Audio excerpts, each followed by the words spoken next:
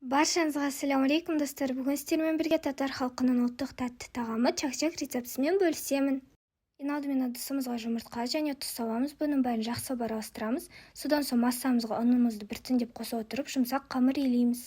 Қамырымыз осындай болып шығу қажет. Қамырымызды 15 минут ыдыстың астына қалдырамыз. Енді стөліміздің үстіне кішкене ұн сеуіп, қамырымызды өте жұқа қылдырып жаямыз. Мінекей қамырымыздың қалыңдығы осындай өте жұқа болу қажет. Енді біздің қамырымызды видеода көрсетілгендей тураймыз. Енді туралған қамырларымызды алып бір-бірінің үстіне қоямыз және видеода көрсетілгендей кішкентай жолақтарға тураймыз.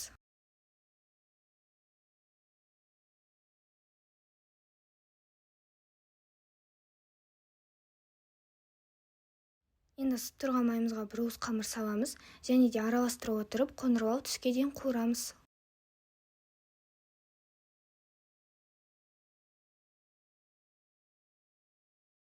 Чак-чактың сиробына кастрюльге қант, су құйып, бұның бәрін орташа отта ерітеміз.